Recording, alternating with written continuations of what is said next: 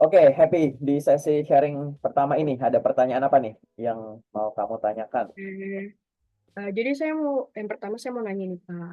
Hmm, Sebagai fresh graduate memasuki dunia kerja itu kan sebagai staff dulu tuh Pak. hmm. Untuk bisa naik menjadi supervisor atau lebih lebih tingginya lagi itu perlu skill apa ya Pak? Oh, menarik sekali. Biasanya fresh graduate itu nanyanya, Kak, kalau aku baru lulus, aku harus ngapain gitu. Ini menarik sekali pertanyaannya. Bagaimana caranya sebagai seorang fresh graduate gitu, atau sebagai seorang yang ada di level awal kayak gitu, Entry level bisa ya. di entry level, dia bisa naik jabatan. Kita balik lagi dulu gini ya, dari definisinya. Jabatan yang lebih tinggi itu, dia ada dua hal. Ada fungsional dan ada struktural. Oke. Misalkan contohnya operation manager gitu. Ya. Dari fungsi, dia fungsinya tuh operasional. Secara struktur, dia itu manajer. Sehingga orang yang cocok ada di posisi tersebut adalah orang yang menguasai bagian operasional, ya kan? Yang Ya. didukung dengan kemampuan manajerial yang baik, yang cakap, yang mumpuni, kayak gitu. Ada dua hal di sini. Sama nanti kalau misalkan Happy jadi, ini sambil ngopi boleh ya, kalau sambil minum boleh di situ. Jadi Ya, misalkan boleh kamu Pak. nanti jadi seorang sales manager atau dikit tim leader aja deh gitu. Gitu. Operation team leader sama. Secara fungsi kamu operasional, secara struktur kamu tim leader. Sehingga apa? Ya dua hal ini harus kamu miliki. Setelah kamu miliki, kamu harus menunjukkan ini ke perusahaan. Kalau kamu udah miliki dan bisa menunjukkan ke perusahaan, tinggal nunggu apa? Nunggu kesempatan ada posisi tersebut. Nah, yang disebut perusahaan itu bisa di perusahaan ini, perusahaan yang sekarang, bisa di perusahaan yang nanti, misalnya kamu mau pindah kerjaan. Kan ada orang yang pindah kerja naik jabatan, gitu. Ada yang tetap di perusahaan tersebut, kayak gitu. Lalu sebagai seorang yang baru join di dunia kerja, apa yang harus disiapkan? Jelas, dari sisi fungsinya, dia harus menguasai. Misalkan Happy masuk jadi staf operasional. Yang harus dilakukan apa? Kamu harus cepat beradaptasi dengan lingkungan yang ada. Setelah cepat beradaptasi ini lebih dari sekedar beradaptasi dengan tugas-tugas harianmu. Tapi kamu harus beradaptasi dengan apa misalkan? Dengan orang-orang yang ada. Jangan Hmm. sampai kamu menjadi seorang staf operasional cuma kenal orang operasional. Dari paling depan ada security kamu nggak kenal. Gitu. Sampai Hmm. paling belakang mungkin ada OB atau ada teman di bagian lain. Kamu nggak kenal. Gitu. Jadi harus kenal. Lebih dari sekedar nyapa selamat pagi, selamat siang. Oh, aku udah pernah lihat. Berinteraksinya tuh bangun kayak begitu. Ya. Terus nanti biar apa? Seiring kamu melaksanakan tugas-tugas harian, kamu akan melakukan interaksi dengan orang-orang yang ada, ya kan? Dengan jabatan yang lebih rendah mungkin sama atau lebih tinggi dari kamu, kayak gitu. Kamu harus bisa cepat di situ. Oh, akhirnya kamu akan menguasai medan perang, menguasai lingkungan tadi. Sehingga nanti kamu tahu bagaimana caraku berinteraksi dengan orang, caraku berinteraksi dengan tugas dan tanggung jawab yang ada. Nah, di situ seiring berjalannya waktu, kamu juga harus memiliki rasa memiliki, tapi tetap itu otomatis tumbuh sih. Kalau kamu harus mencintai pekerjaan kamu, biar apa? Yang kamu lakukan tuh extra miles dan selalu ada ini ide-ide baru. Ide-ide baru tuh ibaratnya gini, pada saat Happy join ke suatu perusahaan, fungsimu tuh bukan untuk merubah tatanan yang udah ada langsung kayak gitu. Ingat ya, kamu harus tetap beradaptasi dan belajar yang ada dulu. Defaultnya tuh gimana gitu. Saat kamu defaultnya udah tahu ya, kamu gimana caranya serap dari orang-orang di sekitar kamu ini dalam jumlah banyak ilmunya, pengalamannya, tips dan triknya, kesalahan mereka biar kamu nggak ngelakuin terus gitu. Belajar-belajar terus gitu. Dan di situ kamu juga balik lagi sama seperti logika kuliah lah. Kamu kuliah jurusan apa? Akuntansi Pak. Akuntansi. Kamu kuliah jurusan akuntansi kan tidak cuma sibuk dengan kuliah akuntansi. Selama periode kuliah kan mungkin kamu ikut organisasi, kepanitiaan, mungkin kamu ada part time job gitu, kamu mungkin ada magang gitu kan, sama. Kerja juga sama. Pada saat kamu bekerja kan kerjaanmu nggak cuma kerja doang. Kamu bisa bangun koneksi, kamu bisa ikut training ini itu, Kamu bisa mencari sharing ini itu dan lain-lain. Pengembangan diri yang diinisiasi dari diri sendiri. Belajar gratisan banyak sekarang, ya kan? Training Hmm. sana sini, nonton dari YouTube, tinggal dipraktekin, datanya ngambil dari sini, cara ngerjainnya ngambil dari sini, kamu lakuin, jadi portofolio. Sesimpel itu sekarang bikin portofolio ibaratnya. Nah, meningkatkan kapabilitas kamu sambil kamu bekerja, sambil tadi bisa beradaptasi tadi, disadari atau tidak akan meningkatkan kompetensimu dan value kamu. Kayak gitu. Sambil tadi mendalami interaksi dengan orang-orang, kamu akan tahu bagaimana cara terbaik ngomong sama teman satu tim, bagaimana ngomong secara baik dengan anggota tim lain, atau atasan, dan lain-lain, kayak gitu. Observasimu tuh jadi tahu gaya-gaya kepemimpinannya tuh gini gitu. Sehingga tanpa kamu sadari saat kamu mencintai yang kamu lakukan itu, kemampuan fungsional dan struktural tadi itu sedang kamu tempa. Set gitu. Kalau kamu dari sisi fungsionalnya jago, tapi dari struktural tadi yang sifatnya kayak sifat leadership, teamwork itu nggak nonjol, kan perusahaan nggak bakal Hmm. notice kamu punya sifat kayak gitu. Mungkin kamu akan jadi seorang staff senior, gitu kan? Iya, tapi kenapa kamu nggak naik jabatan misalkan? Karena leadershipmu nggak ada nih, gitu. Paham nggak?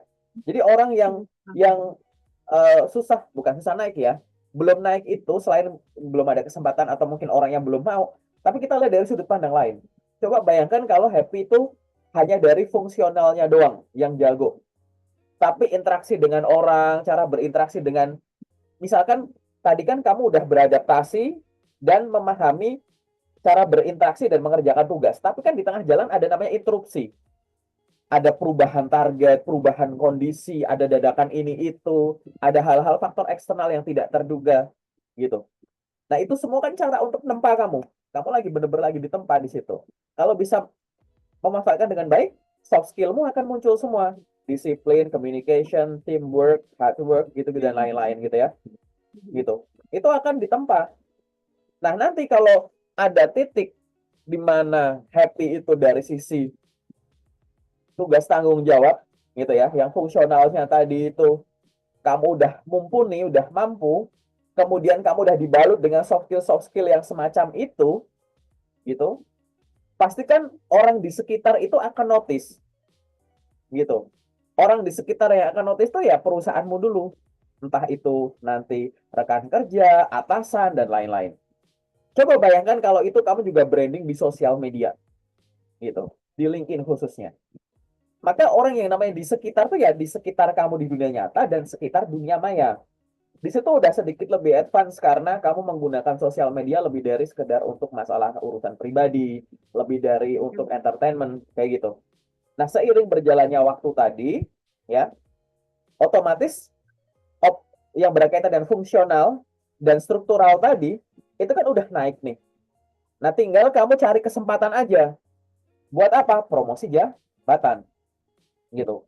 Mungkin ada seleksi internal yang ada di kantor kamu. Mungkin kamu nggak minta, tiba-tiba atasan kamu notice, terus kamu ditawarin mau nggak.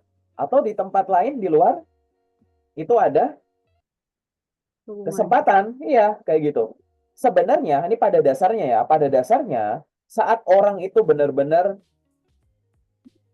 menikmati perjalanan karirnya yang dari bawah tadi, ya, dan dia bisa memanfaatkan, dia punya self awareness nih, dalam arti aku tuh suka pekerjaan ini, kelebihanku ini, kekuranganku ini, aku harus ngelakuin ini itu biar selalu ngasih performa terbaik, aku harus berinteraksi gini gitu. Setiap orang tuh tanpa disadari tuh yang hubungan sama fungsional sama struktural itu selalu meningkat kayak gitu. Masalahnya ada yang meningkatnya cepat, ada yang meningkatnya lambat gitu. Ada yang meningkatnya salah satunya tuh gitu. Jadi dari dia kegiatan operasional harian tuh jago, tapi leadership dia tuh belum nonjol. Waktu meeting nggak banyak ngasih pendapat gitu. Dia lebih suka yang operasional aja daripada kamu nanti kirim ke sana ya buat ngakilin ini itu gitu-gitu, masih kurang suka, masih suka kurang ngomong. Jadi kehebatan dia yang kelihatan ya kehebatan ngelakuin tugas-tugas harian gitu kan. Dari sisi leadershipnya nggak nonjol gitu. Dari sisi tadi hal-hal yang dibutuhkan untuk menjadi seorang yang ada di lebih tinggi ya, untuk manage orang, supervise orang gitu. ya Pak, untuk monitoring orang, delegasi orang, kembangin kemampuan orang dan lain-lain gitu. Dari fungsi-fungsi di situ belum nonjol gitu, karena timpang gitu. Dan yang sisi faktor ketiga ya, selain tadi ya, cepat lambatnya itu ada yang nggak sama, ada yang cuma salah satunya, dan yang ketiga adalah keinginan orangnya. Memang di luar sana ada tipe-tipe orang, dan aku pernah menemukan beberapa gitu ya, yang memang aku tuh udah nggak usah naik jabatan deh, segini aja gitu. Gitu. Karena misalkan gajinya nambahnya nggak terlalu gini lah, terus malah jadi lebih repot dan lain-lain. Dia analisisnya tidak hanya masalah kerjaan, karena dia ada analisisnya dengan kehidupan dia. Yaitu aku menghormati itu, kayak gitu. Tapi balik lagi, setiap orang tuh sebenarnya kayak tadi, gitu. Nah, perusahaan juga sudah memikirkan dari sisi sana, karena perusahaan kan pengennya berdirinya ya selama mungkin kan, ya nggak sih, kayak gitu. Iya, betul. Sehingga nanti dari sisi perusahaan ada yang namanya rekrutmen. Kita ngomong dari sisi rekrutmennya tadi. Perusahaan itu sebenarnya juga pengen loh orang-orang yang fresh graduate, lulusan baru, masih junior, itu tetap bisa berprestasi di perusahaan ini dengan adanya proses rekrutmen Mm. gitu. Buktinya apa? Perusahaan masih ngerekrut fresh graduate, lulusan baru. Artinya perusahaan masih berharap di situ. Ya masih memperjuangkan juga gitu. Jadi kontribusinya nggak cuma dari sisi job seeker yang pengen, perusahaan juga kayak oke okay, gitu. Kita pupuk happy nih dari nol, biar nanti akan menjadi orang hebat di perusahaan ini gitu. Itu tetap masih berlaku buktinya, ya kan? Yang kedua, proses rekrutmen tersebut itu ada dua. Ada yang jalur normal, ada jalur percepatan. Ada yang jalan biasa, ada yang jalan tol. Jalan biasa ya rekrutmen-rekrutmen yang sering kamu lihat, yang informasinya banyak beredar di misalkan di LinkedIn, di job portal, website perusahaannya gitu-gitu. Yang biasa-biasa aja, dibutuhkan staff ini, dibutuhkan magang ini, gitu, dibutuhkan ini itu. Ada namanya program yang percepatan, yang sering kita sebut sebagai manajemen trainee atau development Iya. program, kayak gitu. Hmm. Itu program percepatan biar orang-orang junior itu nggak butuh waktu terlalu lama untuk ada di posisi manajerial, kayak begitu. Perusahaan juga ngasih program itu, ya kan? Gitu. Jadi itu sebenarnya ada jalan, ada kesempatan. Bedanya adalah kalau jalur normal, ya itu lebih dari kamunya sendiri yang ayo kita lebih effort kayak gitu. Kalau perusahaan pakai jalur percepatan itu memang ada programnya, jadi anaknya yang punya effort lebih untuk menjadi leader, perusahaan juga ngasih lebih karena ada program ini. Nah, itu akan lebih cepat gitu. Ibaratnya mau naik ke atas tuh, yang bawah itu loncat, yang atas tuh narik gitu kan, lebih cepat ya, kayak gitu. Program percepatan itu semacam itu. Ditambah dengan mau kamu ikut program percepatan atau enggak, saat kamu sudah diterima di perusahaan tersebut, ya cukup banyak perusahaan yang memberikan apa? Pelatihan kepada karyawan-karyawannya. Nah, itu kan investasi juga. Oh, diikutin kursus ini itu, pelatihan ini itu, entah itu in-house di dalam perusahaannya atau dikirim keluar, pelatihan keluar gitu. Bahkan ada yang disekolahin gitu kan. Ada yang di ada namanya pertukaran karyawan. Misalkan dari Indonesia sama ini perusahaan ini tuh di Indonesia tuh perusahaan Indonesia Jepang gitu, perusahaan Jepang di Indonesia. Terus nanti karyawannya tuh berapa tuh ke coba ngantor di Jepang. Yang di Jepang ngantor di sini gitu. Berapa bulan terus habis itu tukar gitu-gitu. Biar alih teknologi dan lain-lainnya itu tuh tahu gitu. Nah, itu kan sebenarnya juga program-program dari perusahaan. Untuk apa? Ngedorong kamu happy-happy gitu. Jangan cuma mau jadi staff doang misalkan. Atau ayo sekarang nikmatin dulu prosesnya dari bawah, kuasai dulu. Jangan buru-buru pengen jadi ada di level atas, tapi kamu belum siap. Hanya sekedar modal pengen. Aku tuh pengen loh gini gitu. Kenapa? Karena nanti kamu akan kesusahan gitu. Jangan dipikir ada di level lebih tinggi itu lebih enak gitu. Mungkin kalau kamu ngelihat dari haknya gitu kan, gajinya lebih tinggi, tunjangannya, kompensasinya dan benefitnya itu lebih banyak, iya. Tapi kan tanggung jawabnya juga besar gitu. Orang kalau tanggung jawabnya besar tapi udah mampu ya nggak bakalan kesusahan, ya kan? Tapi kalau belum mampu gitu, dia dituntut untuk ke bawah gimana, bawah nekan atas, atas kamu nekan ke bawah, kanan kiri nekan kamu gitu, terus hubungannya udah begitu-begitu. Karena tadi ada struktural dan fungsional gitu. Nah, sekarang kamu nikmatin dulu, misalkan sekarang kamu masih ada di level bawah gitu ya, level staffing gitu atau level junior yang pengalaman kerjanya plus minus 0 sampai 3 tahun, 0 sampai 2 tahun gitu. Nikmatin dulu, harus kuasai dulu. Jangan hanya melakukan rutinitas yang ada di kantormu. Kamu punya teman yang seprofesi, dari perusahaan lain, berbagilah, sering sharing. Kalau di kantormu biasanya gini gitu gimana? Kalau untuk gini gitu gimana? Oh, ada program ini nggak terus gitu.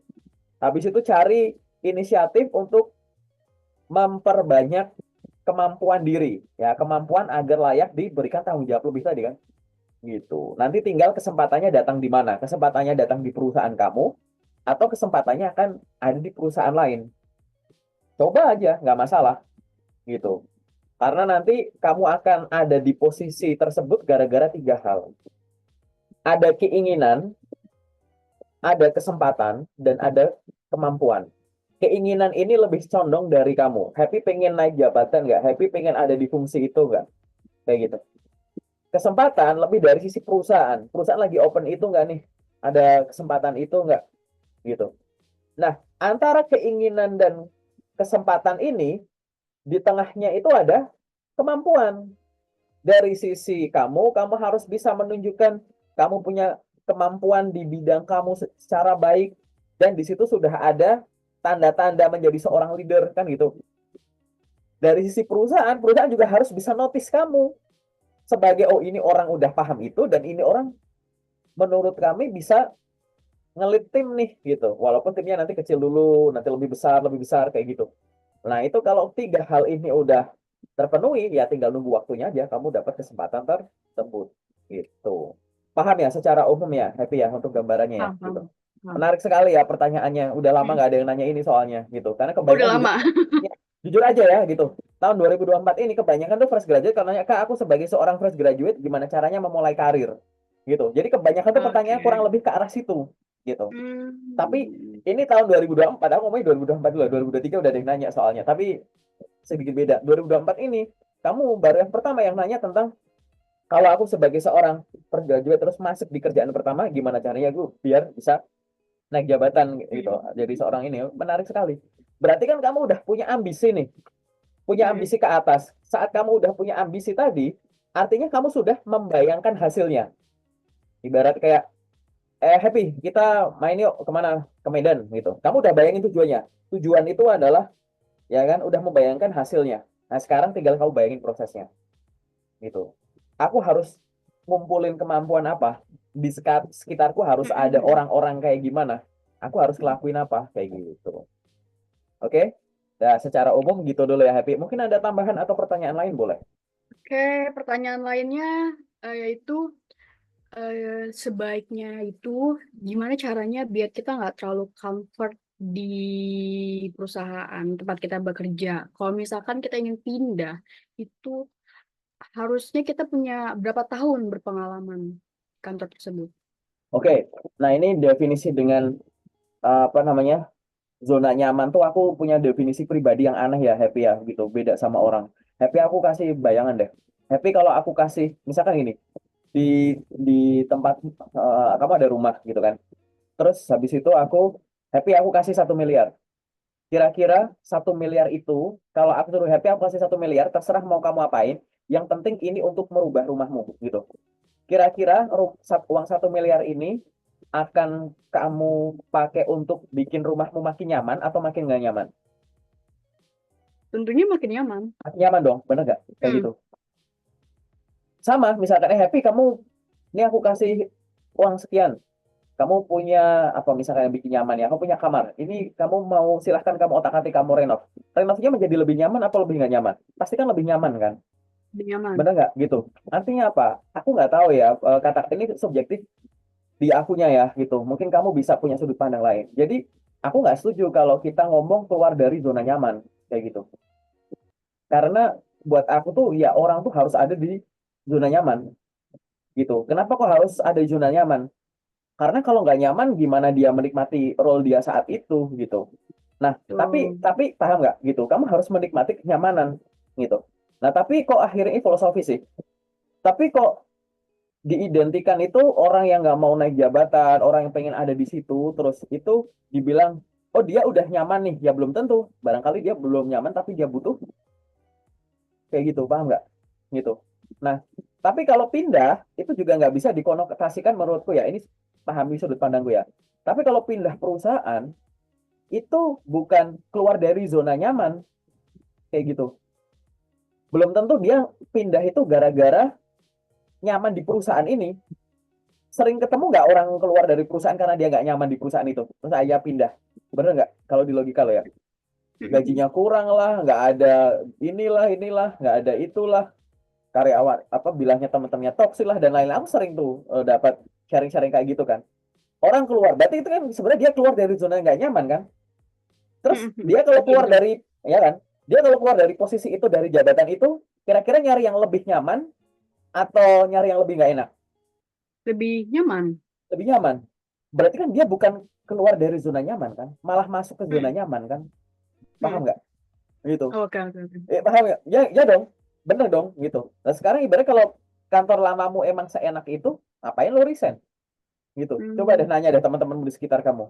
Makanya aku logika bahasa keluar dari zona nyaman tuh aku belum masuk gitu. Ya bukan gimana, aku orang fisika ya gitu. Kalau pakai logika ya begitu. Orang keluar dari zona nyaman, menurutku enggak sih gitu. Tapi menurutku apa? Kamu harus nyaman dengan apa? Kamu harus nyaman dengan planningmu sendiri gitu. Jadi kalau aku bilang keluar dari zona nyaman, enggak. Tapi kamu harus ada di zona nyaman seutuhnya. Maksudnya zona nyaman seutuhnya tuh gini. Kamu harus ada di zona yang kamu nyaman, ada di zona itu, tapi zona itu juga nyaman sama kamu.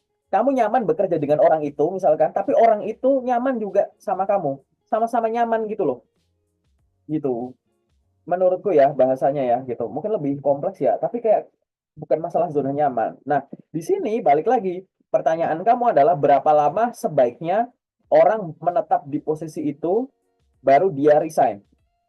Kalau berapa lamanya, aku nggak bakalan nyebut berapa tahun, berapa ini gitu. Walaupun di luar sana ada yang bilang minimal 2 tahun, mungkin kamu pernah dengar kayak gitu. Karena dia udah memahami siklus ini gini. Tapi aku pikirnya gini, selama kamu sudah merasa dan benar-benar menguasai posisimu dan ada kesempatan. Karena balik lagi, pindah kerja, dapat kerja, naik jabatan, upgrade atau downgrade, itu butuh tiga tadi. Ada kemampuan, ada keinginan, ada kesempatan, ada kemampuan. Gitu. Kalau kamu udah punya kemampuan, ada keinginan, tapi lokernya belum ada, gimana pindahnya? Ya nggak? Tiga ini tuh harus selalu gabung jadi satu gitu. Nah, kalau di ngomongin durasi, aku kurang, ya oke lah, ada yang bilang 2 tahun. Tapi bahkan aku sendiri waktu itu naik jabatan nggak nyampe segitu gitu. Tapi ada temen yang nggak nyampe segitu juga, ada yang segitu 2 tahunan plus minus, ada yang lebih tinggi gitu. Jadi menurutku, kapan orang itu harus pindah jabatan, pindah perusahaan atau pindah jabatan atau nyari posisi yang lebih baik gitu. Pada saat dia benar-benar merasa dan bisa membuktikan kalau dia sudah menguasai role dia saat itu. Nah, oke. bukti dari dia sudah menguasai dan memahami role itu apa? Satu, saat dia keluar dari posisi itu, dia itu secara konsep di sini tuh udah matang. Yang kedua, secara teknis, yaitu skill teknis, hard skill, dia sudah menguasai. Entah itu yang berkaitan dengan industry knowledge, pengetahuan industri yang tadi ada di sini, tools-tools alat yang harus dipakai, yang harus dioperasikan, dia udah menguasai. Mungkin ada kemampuan komunikasi dan bahasa tertentu yang dia kuasai juga. Sama apalagi kontribusi nyata di posisi itu.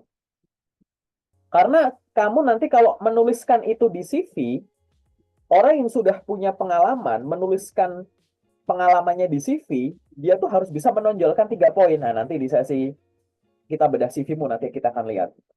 Orang yang sudah punya pengalaman tuh di CV-nya tuh dia harus bisa menuliskan apa?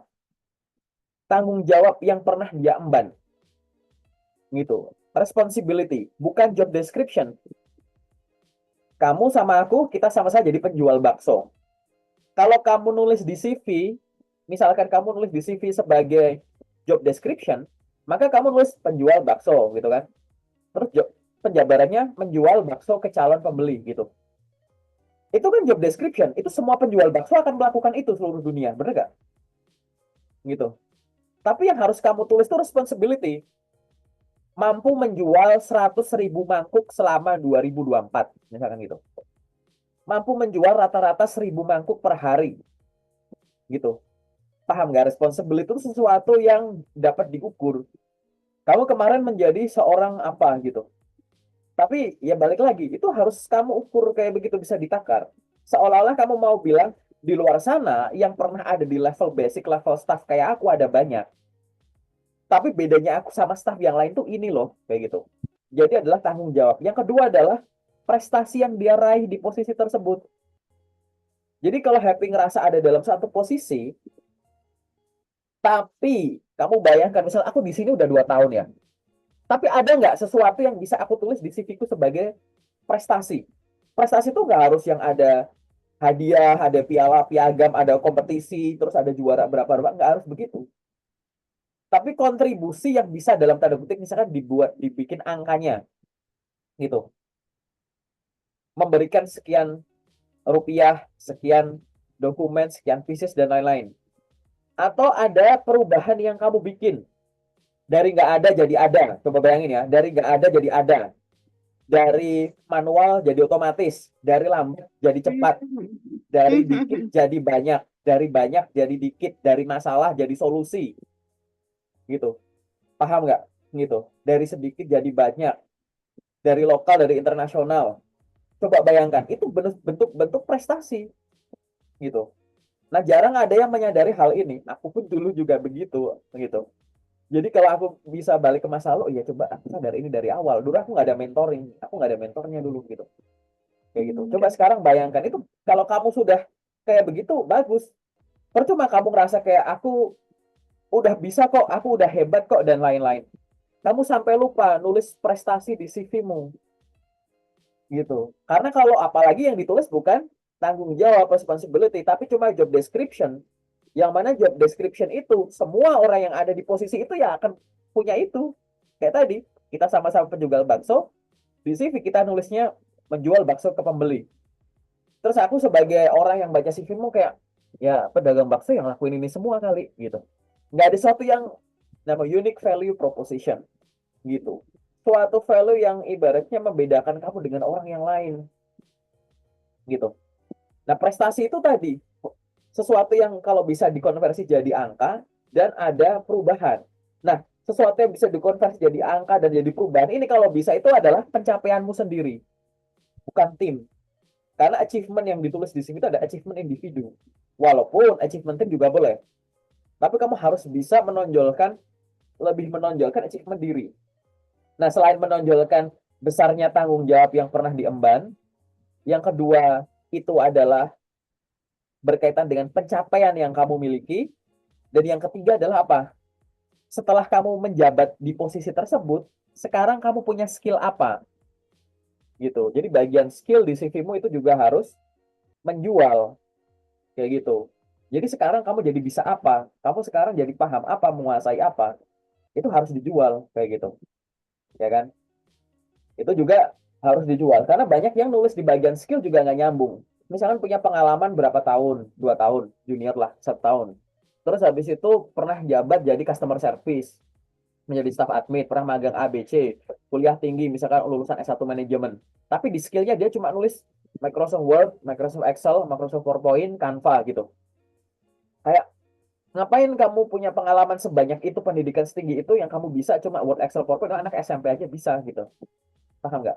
Maksudnya itu adalah, kalaupun kamu nulis punya skill software, ya jabarin gitu. Microsoft Excel, titik dua, membuat dashboard membuat ini, menguasai fungsi ini, gitu-gitu jabarin. Gitu. Itu yang akan membedakan kamu dengan yang lain. Apalagi kamu pakai konsep yang CV untuk persiapan ke ETS. Gitu. Sistem ETS itu akan suka kalau kamu dijabarkan. Kenapa? Akan banyak kata kunci yang ada di dalamnya. Gitu. Jadi walaupun jadi CV-mu masuk ke sistem set gitu, di awal-awal itu kan kata yang dijabarkan itu akan nonjol tadi. Nah, itu akan lebih menarik gitu. Nanti kita lihat di bagian review dokumenmu kayak gitu. Ya, itu yang harus disiapkan.